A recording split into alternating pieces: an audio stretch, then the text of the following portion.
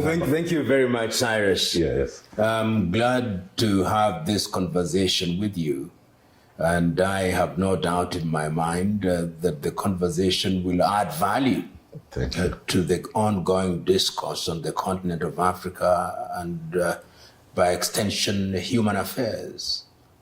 Thank you very much. Most welcome. Thank you. Professor Lumumba, you've tried politics some time back, and I believe clearly you had an agenda. Thereafter, you decided, I'll pursue this agenda, whether I got into active politics or not.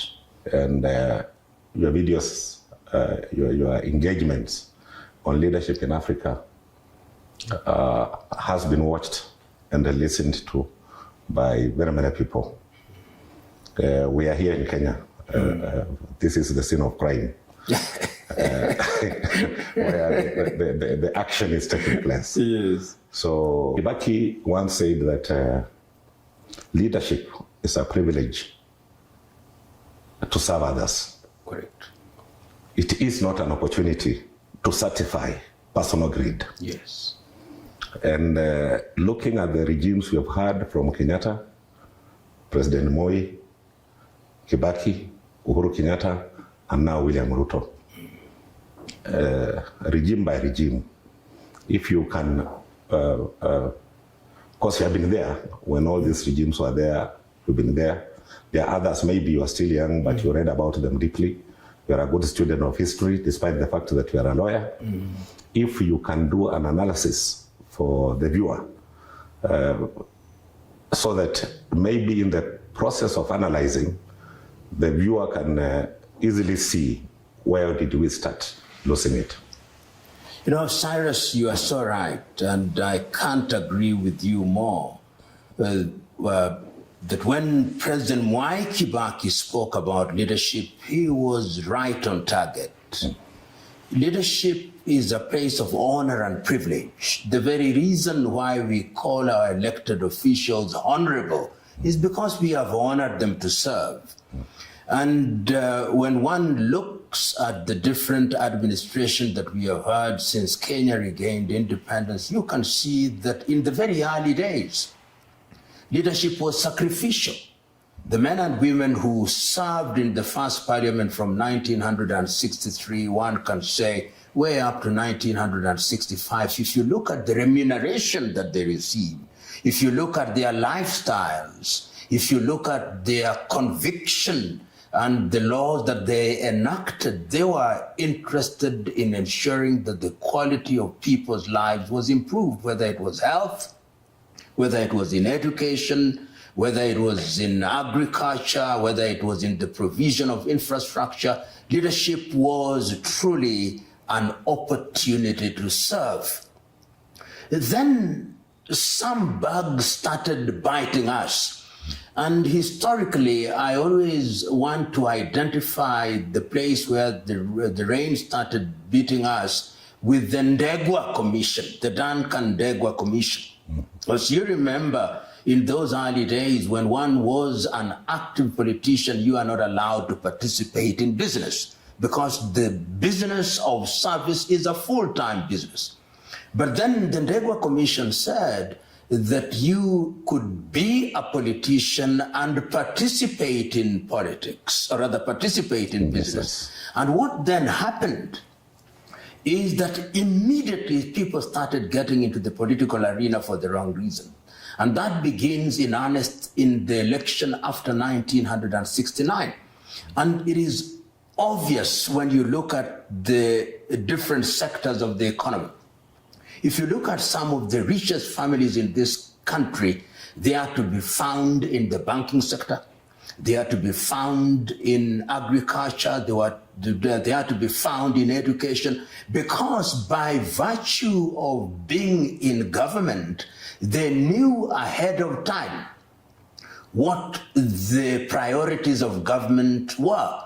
And they would have members of their family who are outside of active politics to incorporate companies in the banking sector, in the insurance sector, in the education sector, so that the motivation for getting into politics was no longer service. but to have easy access to the resources of the nation. And that was not only restricted to politicians, it was also, it extended even to senior public civil servants, whether they were permanent secretaries or provincial administrators. And to date, these are some of the richest individuals that this country has ever produced and continue to produce, with their children, of course, now ruling the roost. When President Moi came into power, things did not change. Things, in my view, even assumed a much more injurious impact on the Kenyan economy and on Kenyan politics. Joining politics no longer was an easy thing. You have to have resources. You've got to have money. You've got to have these things that the people had then been introduced into. The people are then told that if you want to vote, we'll give you money. And if you have millions, then you could buy the voters. So the Moi administration sees the emergence of what I call the political millionaires and political billionaires. So that the distinction between politics for service and politics for business disappears. And I think that is what was then inherited by the Uhuru administration. That is what is inherited by the William Ruto administration. Today, the shortest avenue to wealth is to be a politician. If you are a lawyer, you join politics so that you can improve your law practice. If you are an engineer, you join politics so that you can get government tenders. If you are a quantity surveyor, you do the same thing. So that you are purely bred professional who is not in the political arena is now forced to compete with politicians who are fundamentally businessmen. And that, I think, is a bad thing. It is a bad thing because ultimately you get the wrong people joining the political arena. I remember in the year 2007 when I personally thought that beyond simply complaining about things, let us get into the political arena, let us get there and begin to participate by formulating legislation that would help the manner in which we govern our country. I held 250 town hall meetings with people in the constituency of choice, but on the day of the voting, what happened is that voters were registered elsewhere and were imported into the constituency, so that you are campaigning amongst people who are not even your voters. And this is why I then wrote a small book, A Call for Political Hygiene in Kenya. I said that there is no hygiene in Kenyan politics. And that is why the people that get attracted to politics are some of the individuals whom we don't have very good things to say about. Yes. And the electorate, for some reason, is also attracted to those individuals. I remember a friend of mine telling me, he said I was going to contest in a constituency somewhere in Western Province. And the people told him, no, we know what you want to tell us. You give us the money, we'll decide whether to vote for you or not. So we have had a very unfortunate history, and I believe, and I hold the view, that every election cycle we are getting deeper and deeper into the muck and mire of confusion, coupled, of course, with ethnicity, which we use to manipulate the population, and corruption. We are not in a good space, Cyrus. If I get you well, yes, it is politics that is driving business, not business driving politics. You summarized it so very well. It is politics that drives ethnicity and exclusion. Yes. And that is the dilemma we find ourselves in. In fact, it is bad politics.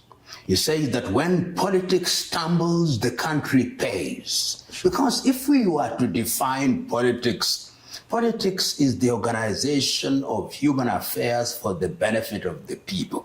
If politics is organized for the benefit of those whom we describe as leaders to the detriment of the people, then we pay. And it drives us in the wrong direction.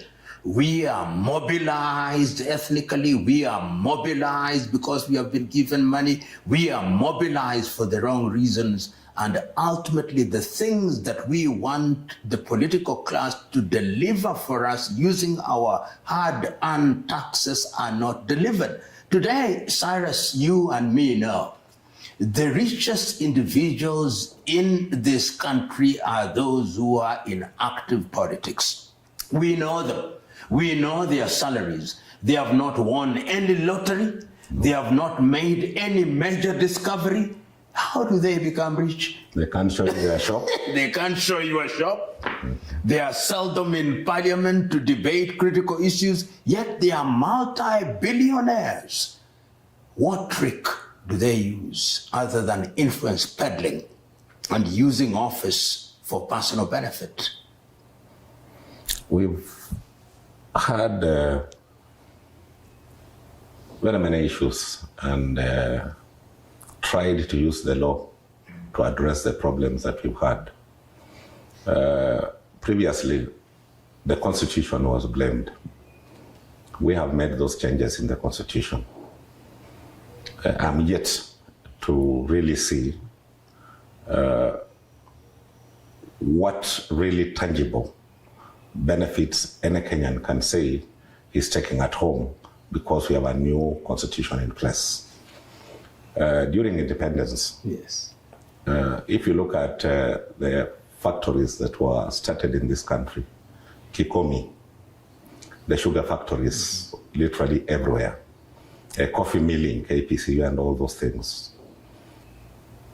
It is not because they had the new constitution that we have, but it's because we had men and women with a will to develop their country and create employment. Today, the most dangerous thing in our nation is unemployment. Not that the leadership is not awake to it, but it looks like those that go into leadership, as you have clearly said, they go there for another purpose other than serving. They go there to be served. What is this that we can do to get the brain in Africa, the brain in Kenya, to wake up to the challenge and remove the economic power from the political hands into institutions that provide wealth, provide taxes, provide employment? You know, Cyrus, if you look at Kenya, in terms of human resource, we have some of the best human resource anywhere in the continent of Africa. You go to different countries in the region, whether it's in the hotel industry, whether it's in the ICT industry, across the continent of Africa and outside, you'll find Kenyans.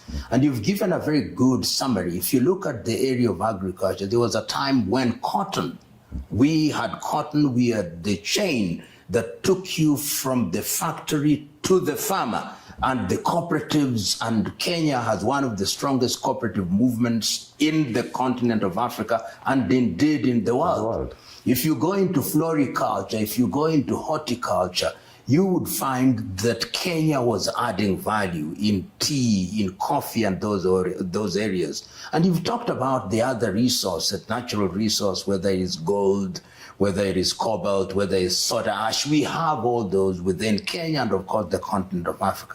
But having resources without being resourceful is a totally different thing. You can have resources, but you are not resourceful.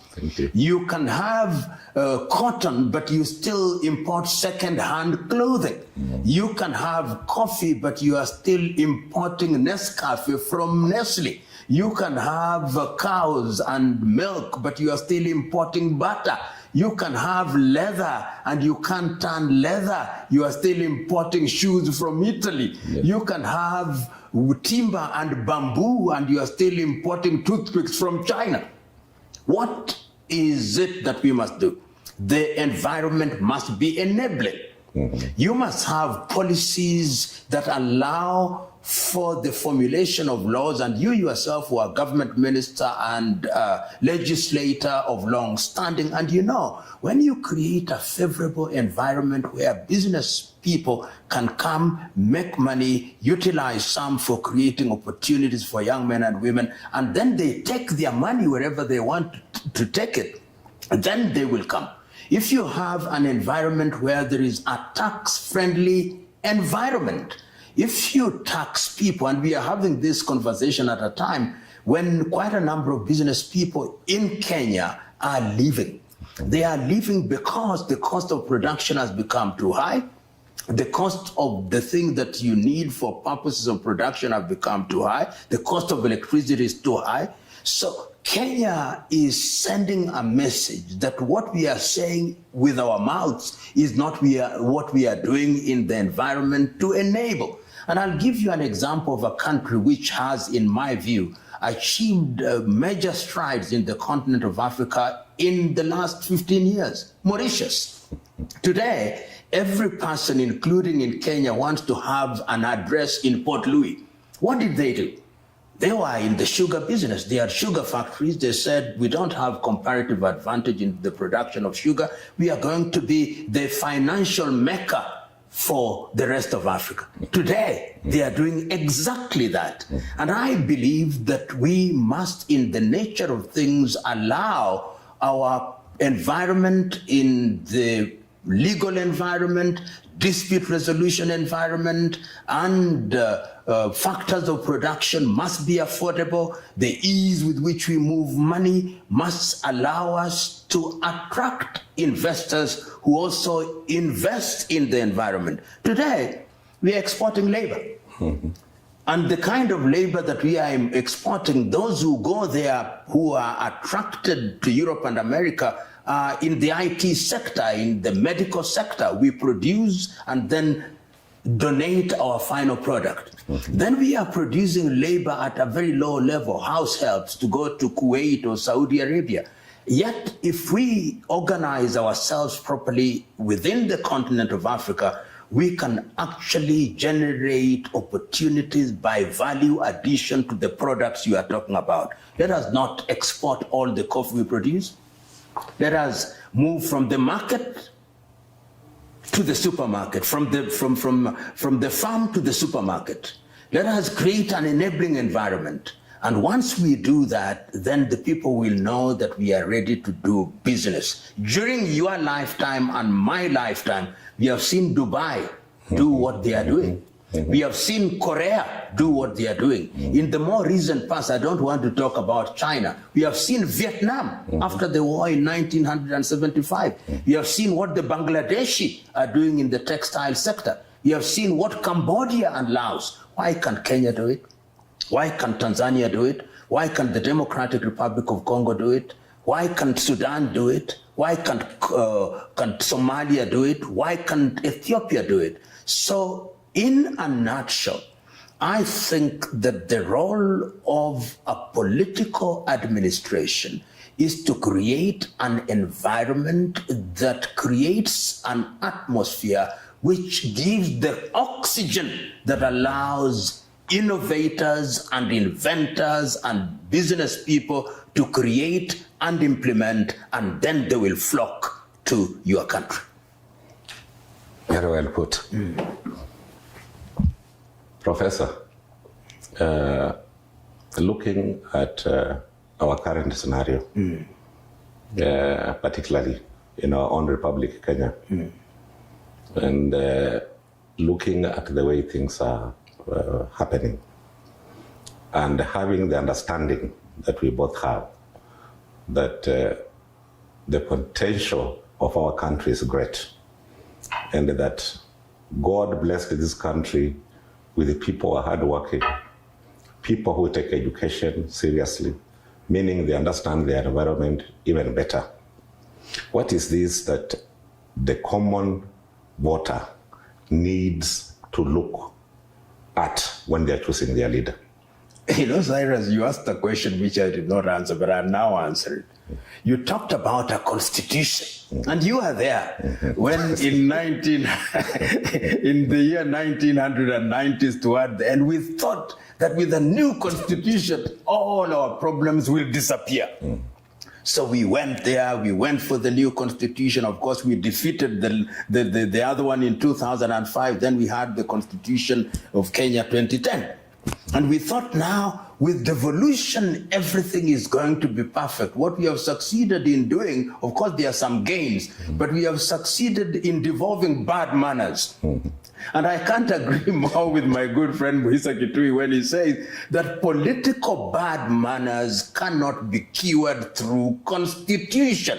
Sure. We must create a culture where the law is simply an avenue that allows us to walk to our destination. So the voter must be empowered. And how do we empower the voter? There is something we call civic education. Yes. And it has its value.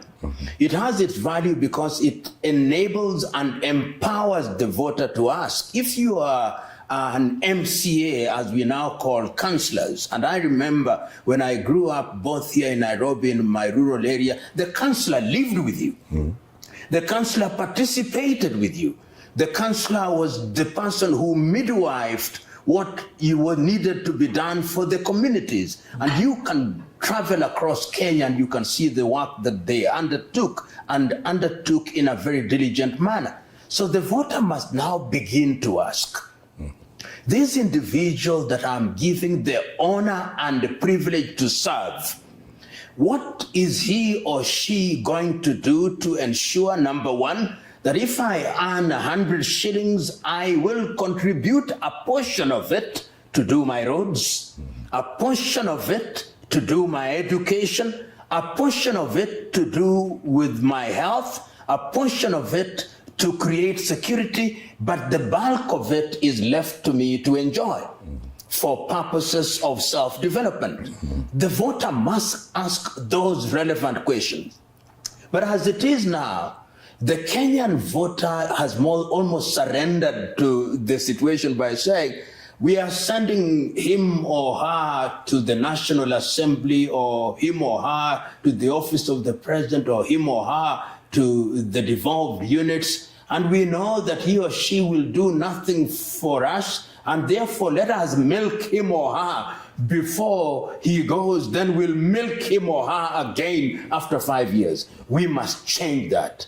And we can only change that by making demands. It has been done by ensuring that our people suffer pain if they misbehave. And there are now avenues. When people are dissatisfied with their political leaders, I want to see them collecting signatures to impeach these individuals so that they send a message.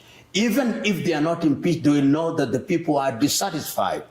And these are the avenues that have been followed by other people in different countries over the years. And that is how the political class begins to know that we are no longer leading people who do not know what they want, but we are leading people who know what they want, and they'll punish us if we don't behave. Look at what we are doing now.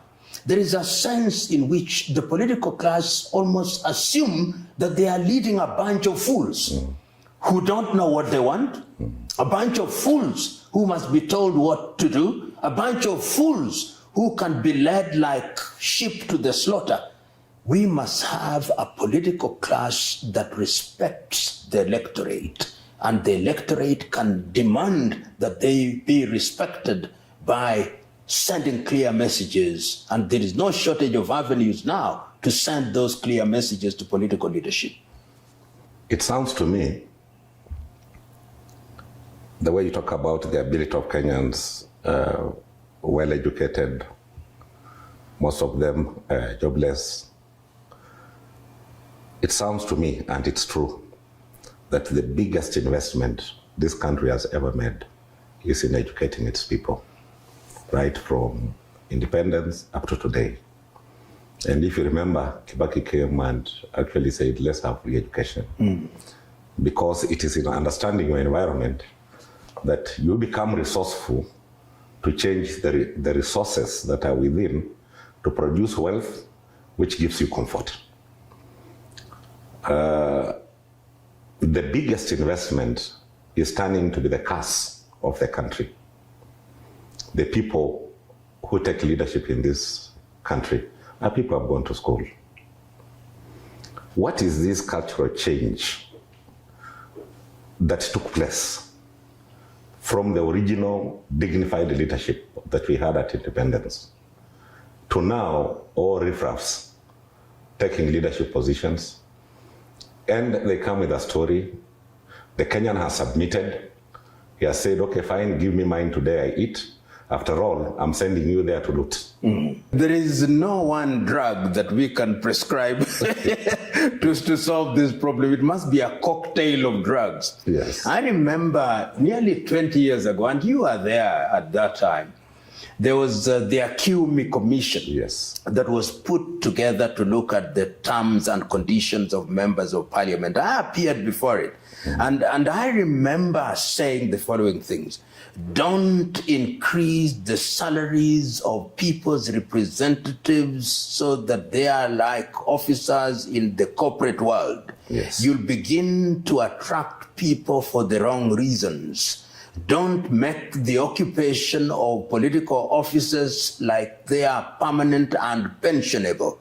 Ensure that those who join politics are individuals who are prepared to sacrifice, and during the entire period that they are actively in politics, they should not participate in any business. Their resources and their wealth should be kept in a trust so that we are able to know what they acquired after they got into politics as opposed to what they had before. Of course, that was ignored. And today, being a politician is one of the most lucrative jobs in Kenya. I think relative to our GDP, the Kenyan politician is one of the best paid in the world. So that an MCA earns more than a doctor, and a member of parliament earns more than a professor of medicine or engineering or law. That is the reality. The net effect is that you attract people into politics for the wrong reason, and yet there is very little work to be done. We have in Kenya also introduced something called the CDF. And if you go to the CDF, there are things that have been done, it's taxpayers' money. But if you are to examine each one of the constituencies, you'll discover that members of parliament have possibly incorporated 10 or 20 companies through their friends and relatives who are doing business with their constituencies or with their wards. And that in itself is part of the problem, which begs the question, how can we change this political culture? It is not going to be easy. You talked about education, but let us ask ourselves, what kind of education? A Nigerian musician called Fela Anikula Pokuti once sang, "Teacher, don't teach me nonsense." Perhaps we have not been teaching people the thing that they ought to be taught. You've got to ask ourselves, when we take our young men and women to school in agriculture, what are we teaching them? In the early 70s and in the 1980s, when we had the Butula Institute of Agriculture, the Egerton University, the products of those institutions were world-class. The Utali College, world-class. The students who came from the polytechnics, world-class. Then we went into an era where we were dishing certificates. So that there is also something that has happened in Kenya, that we now have institutions of learning which have become certificate issuing institutions, and there is no content. That is not to take away the fact that they are very well educated Kenyans who are doing great job and are capable of doing great work. But there is no more dangerous thing in a country than to have a people who have acquired formal education without culture and without decency. This is what we need. Who defines a Kenyan? Who is a Kenyan? When we say, for example, in Kiswahili, najivunia kuwa Mkenya. Unajivunia kwa nini? Wewe ni nani? What are the taboos? What are the ideals that you stand for? And if you are a true Kenyan, what you stand for, they say, is the pursuit of material wealth. And we celebrate material wealth. In my view, One of the things that we must do as a people is to begin to punish those who engage in conduct that is harmful to the society. You have seen in the recent past, for example, what has been happening with people who are charged with corruption. All cases against them are withdrawn, which means that it's cool to be corrupt. It is cool to acquire wealth. It doesn't matter as long as you have it. And it's going to take leadership. And leadership comes from the top. The message from the top and the action from the top must be clear and unequivocal.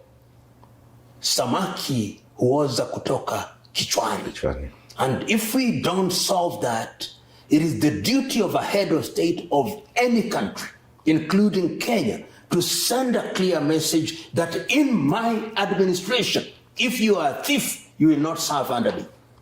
In my administration, if you have wealth whose source you cannot explain, you will not serve under me.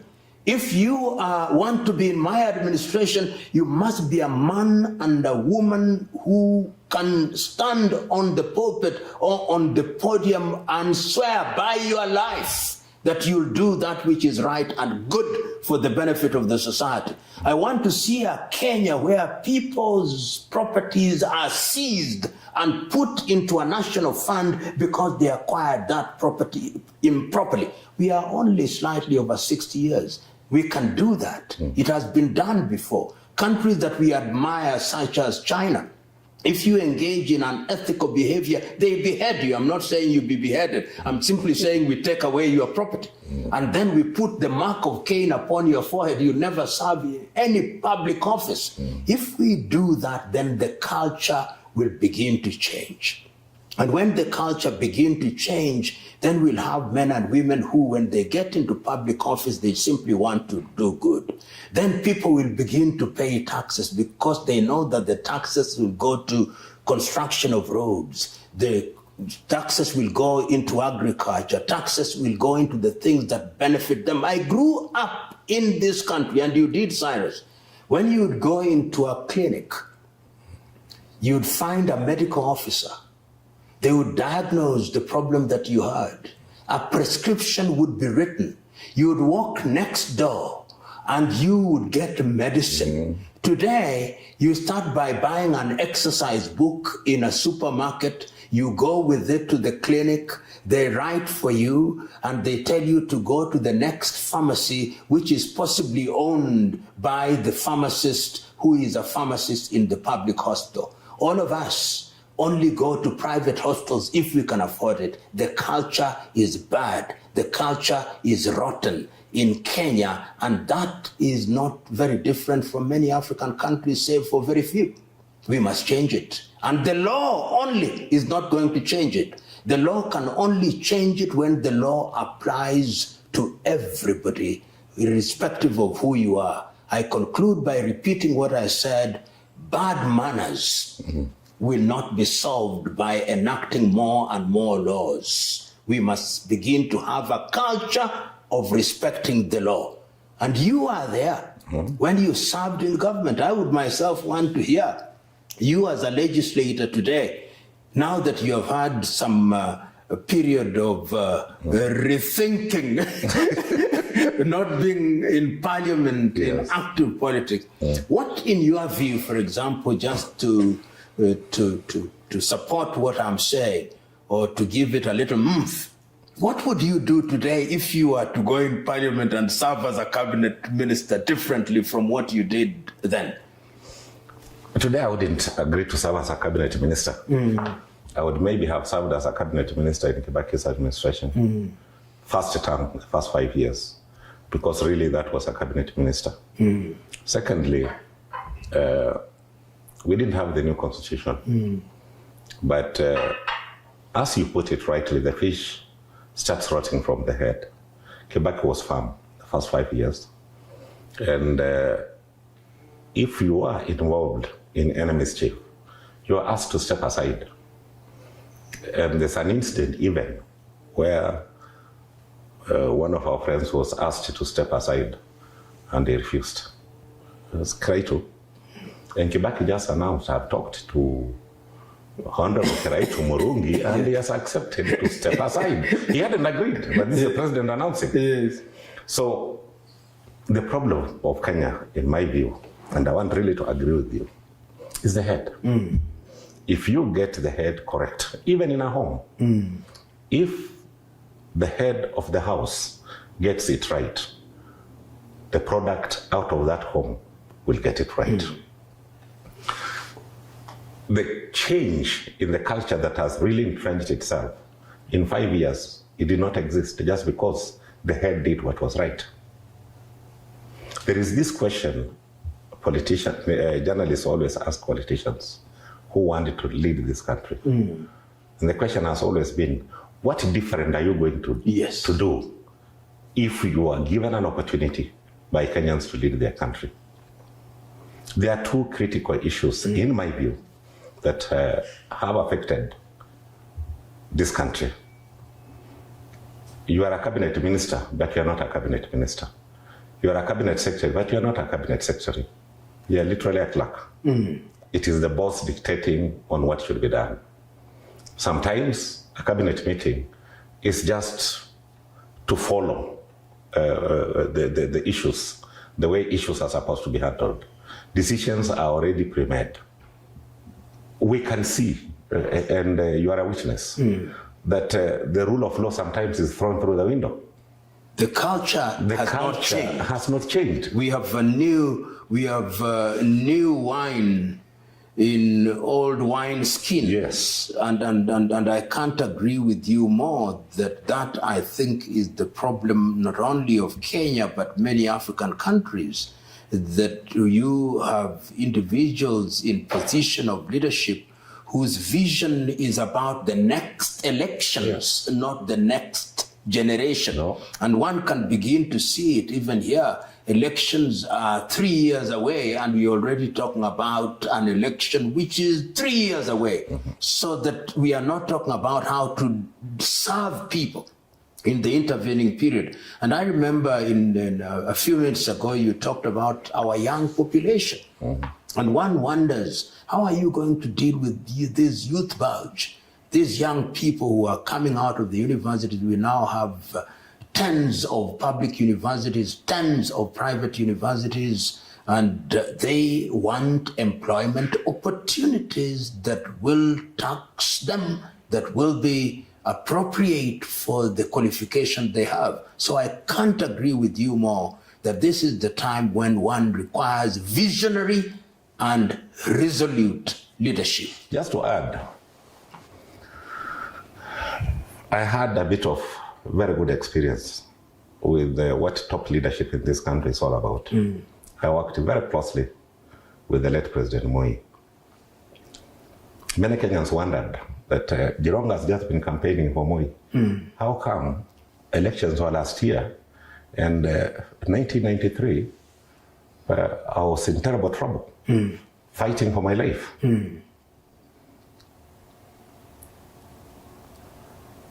Governments are interesting in Africa. When you have a thief as the leader, and you innocently go to the thief and tell the thief, why is Lumumba stealing? And yet Lumumba is stealing on behalf of that leader. Yes. You land in a lot of trouble. There was an incident. Yes. I haven't talked about this openly before. I worked with Jim Choge. Jim Choge was a lawyer. Yes. But he was also a lawyer of the late Honorable Nicholas Biwott. Jim Choge came to my office and gave me documents. Those documents had details of where toxic waste was being dumped in Kenya.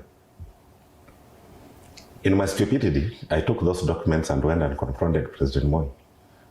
And I told him, Mzee, I have information. The people in the Ministry of Energy, they are cheating Kenyans that they are looking for oil, but this is toxic waste that is being dumped in Northeastern and around that area. I've never been in trouble like that. Because I was asked, where did you get these documents? And if you don't say where you got these documents, it's the end of you. Where did you get these documents? So I said, Mzee, you said, we must always keep secret the source of our information. Yes. I have given you this document, you're the head of state. You have the machinery to find out whether it is true or not. So for me, I'm relying on you to verify and validate these documents. Because the person with the power to do it is yourself, not myself. And he made noise, ranted for almost 30 minutes. And the noise was loud enough until his security thought we are quarreling and that I'm not respecting the president. They were opening the door to check, is this young man fighting the head of state? But then, all through, I just thought he's being unreasonable. Giving him documents, he needs to find out. But then when I was leaving, is when my head opened up, because I was told, whatever we have discussed here, if I hear it out there, utajua. So I left. Then I said, what was I doing? Did I go to talk to whoever was dumping the toxic waste, that you are dumping toxic waste here? Because that appeared to be the reason. Because the way the whole information was received was so violent. As I crossed the gates of State House, it was 4 p.m. Gaylord Davedi, who was the permanent secretary, had just been posted into the Minister of Energy. He was quickly reshuffled. I heard it on radio. We had just been discussing. He left the office for a few minutes and came back to continue the forum. That little 2, 3, 4 minutes, he moved out. A reshuffle was done. Because it was believed Gaylord must have given me these documents. Yet I was given by Jim Choge. Then I woke up, Jim Choge having been the lawyer of the late Biwott. Biwott had given them those documents to bring to me and then go back and tell Moi we are naked. This boy knows too much about us. We must destroy him. So there is a lot of, I don't know how to call it. But that, to me, the experience you have talks about the significance of leadership and patriotism. Yes. And you know, the one... And the quality yes. of the people we put in office. Absolutely. The intent. Look at the cancer rate in the Republic of Kenya. Yes. And if you do that survey, it is heaviest from Meru side coming. When you go towards Coast, towards Western and Nyanza, the cases are not as many because the dumping was taking place in that direction. Now, you have leadership that has the capacity to convince Kenyans that I'm looking for an office to serve you, that so and so or the other leadership you had looks at me because of ABCD. But that is not the topic. The topic is, I'm looking for an office to eat your taxes. Yes. We need, as Kenyans, to start understanding that sometimes I've seen a serious war between Natembea and Wetangula. Oh, you're not doing this for us, you're not doing this for us. Sometimes these people have just to be there to survive. They don't have the power to do anything. And therefore, to me, the key is to get a right president. Somebody who understands inclusivity. There is a dangerous topic which I want you to comment on, which is emerging now.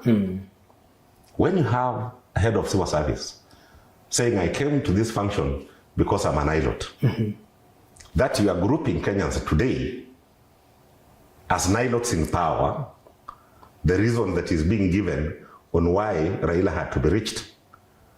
And you are saying, what message are you sending? But I think I'm very clear. And one of the things that we must, as a country, fight against and fight vigorously is the grouping of people into ethnic cocoons. Thank you.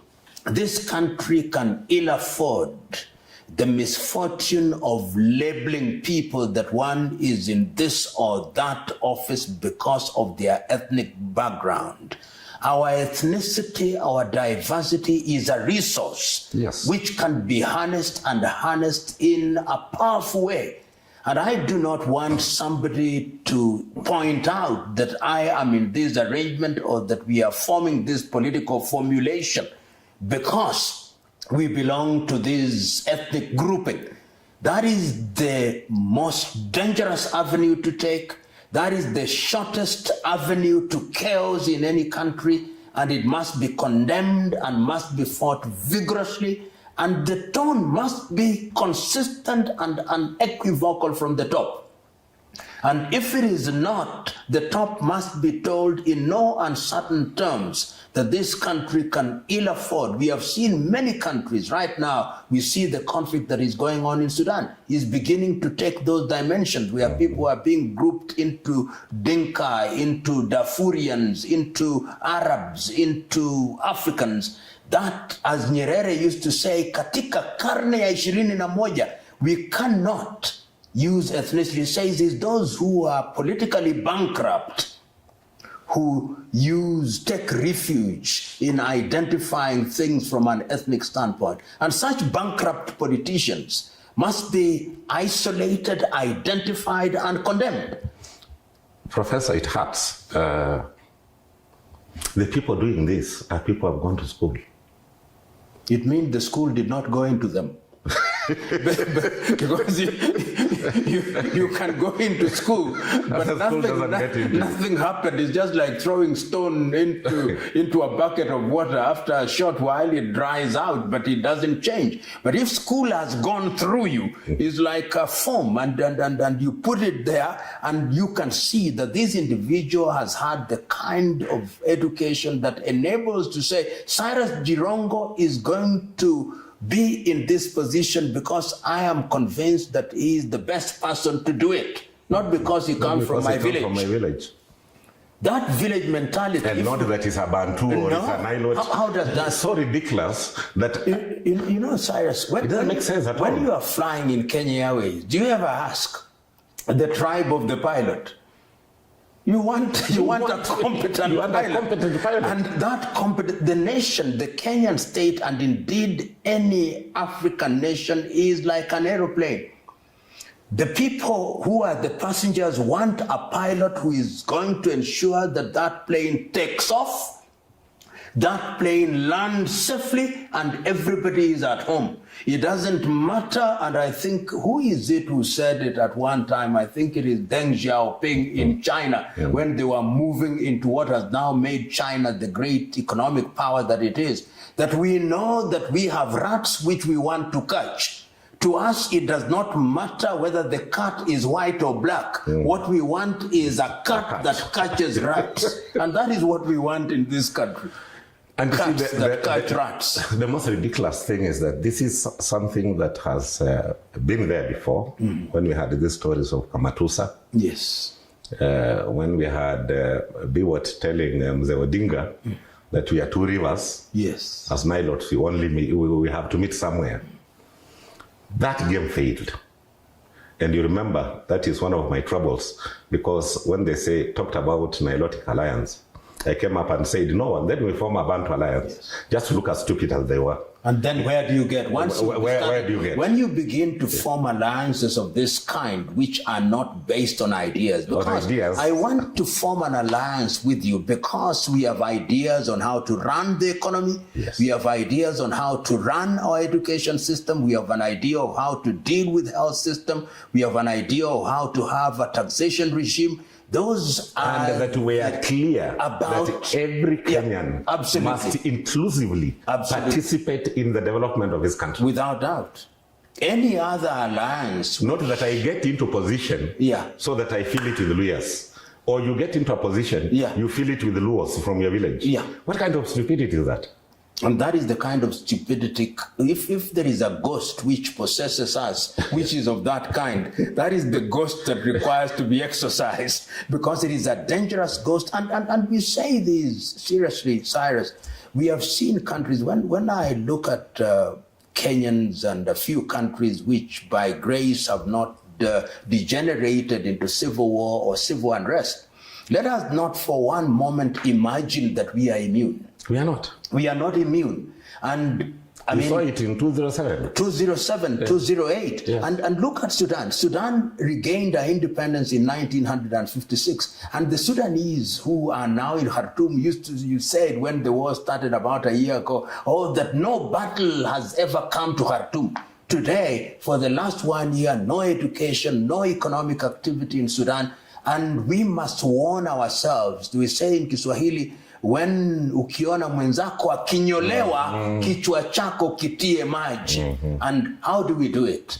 We come together because ideas unite us and culture creates a diversity which we can celebrate. That is what will make Kenya a going concern for this generation and generations yet to be born. And anything else, we must fight and connect. It has to be a clear decision, clear attitude by those that want to participate in leadership, that we are stronger as all communities in this country, every one of us contributing, every one of us playing their rightful role, and not that the only competent people come from the tribe of the president. It's impossible. Every Kenyan has gone to school. Absolutely. And that decision has to be made. And inclusivity, I've just seen some of the surveys, which I think are useful. The people think that inclusivity and merit are mutually exclusive. It is not true. It's not true. What one must do deliberately is to make everybody feel that they are part of the party. So that in one of the things that we must do in high-level public offices, you must have people to say that they are people who are drawn from their own background and their own backyard, and there is no shortage of qualified people. The Nigerians call it the federal character. We call it here the national character. And it is called, if you go to countries in the Nordic countries, even in Sweden, where you have a Swedish population and a Finnish population, or you have the Laps, the Samis, you want to ensure that everybody feels that they are part of the decision-making process. And these things are very critical to the cohesion of the nation, to the understanding of the nation, to people beginning to feel they are part of the decision-making process and deliberate processes that must be made. If you are only comfortable with people who come from your village, then you had better go back to the village and be the village leader. And be the village headman. In that space, we can allow you to do your village thing. Yes. But when you come to the center, you must now know that the center brings together a diversity of ideas which must be harnessed for the national good. And that is true for Kenya and true for the continent of Africa. Otherwise, you are creating a recipe for disaster. We have dealt with the poor leadership and the choices we make as voters. There is a problem that has also dogged Africa for a long time. We had great leaders with great visions. The person you are named after, Patrice Lumumba, DRC, or Democratic Republic of Congo, will not be the same if the foundation was laid up by the ideas and the vision Patrick Lumumba had. We said Nyerere had failed economically, but Nyerere succeeded in leaving a united country. And Nyerere gave Tanzanians an identity. Kenya, we started off also very well. You remember Tom Mboya talking about African socialism. You remember Mzee Kenyatta talking about mimi ni Mkenya. Tuwe wa Kenya. Although later in life he lapsed into a Kiambu leader. What is eating the leadership in Africa? That we cannot develop our own identity, which we have. We don't need to develop it. We cannot retain our own identity. It's not a curse. There is a beautiful Kiswahili saying, jishinde ushinde. Mwachamila ni mtumwa is yet another Kiswahili saying. My own view is that we must be comfortable in our skin and comfortable in the way we do things and identify our interests. If you look at the leaders that you've mentioned, if it was Julius Kambarage Nyerere, he said, socialism and self-reliance. In other words, he was saying, I'm doing the thing that I'm doing because it is in harmony with our African traditional way of doing things, and we can refine it in a manner that sits well with contemporary economic agenda. When in Kenya we said in session of paper number 10 of 1965, African Socialism, we said we think this sits well with the way we want to do things. When in the Democratic Republic of Congo, then Patrice Emery Lumumba disagreed with Kasavubu, with Shombe, with Kalonji and everybody else and said, we are going to define what the Congolese want. When Seretse Khama said we want to use our resources for the people of Botswana, Nkrumah said we want to use our things for the benefit of the people of Ghana, and Nnamdi Azikiwe, the idea is you must know what you want. Once you know what you want, it helps you to choose the friends and the partners that you need to make you achieve what you want. Because the relationship between you and those friends is then of mutual benefit. And that is why in the non-aligned movement they say, we'll neither look east nor west, we'll look forward. Yes. And they said we are non-aligned but positively neutral. If we can get something which the Americans have, which is beneficial to it, we'll work with the Americans. If it is from the Russians, we'll work with the Russians. If it is the Chinese, we'll want to work with the Chinese. And to me, this is what successive generation of African leaders have failed to identify. What do we want? Because America, before they come to work with us, they know what they want. The British know what they want. The French know what they want. The Chinese know what they want. And they can explain it in a single sentence. Yes. Can we in Kenya say what we want? The Arabs in the recent past know what they want. Look at Qatar. Qatar has a population of no more than 500,000 Qataris, live around the 1.5 million who are from different worlds, and see their power in the world. What do they have that Nigeria does not have? They have the same oil. And look at the media house that they have in Al Jazeera. Look at their airline, which is now beginning to participate in the aviation industry in a very strong way. Look at Dubai, which was There were fishermen the other day. Fishermen just 30 years ago. Look at Kuwait. In other words, to answer the question that you pose, Africans must have self-esteem. We must define what we want. And once we have defined what we want, we must pursue it unapologetically. And we must also work together as a continent of Africa in order to strengthen ourselves. We must trade. Look at the East African region and look at the relationship between Uganda and Kenya in terms of trade, or Kenya and Tanzania, or Tanzania and Burundi and Rwanda. That is a market of 300 million people.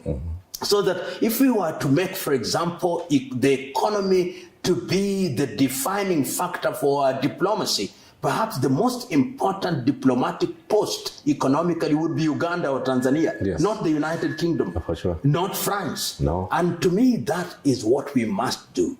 And that is why one of the things that I support and support very passionately is, number one, East African community. We start as East African community, West African community, SADC, Central African community, Maghreb, then we come to the African Union. Then we begin to talk about a single currency.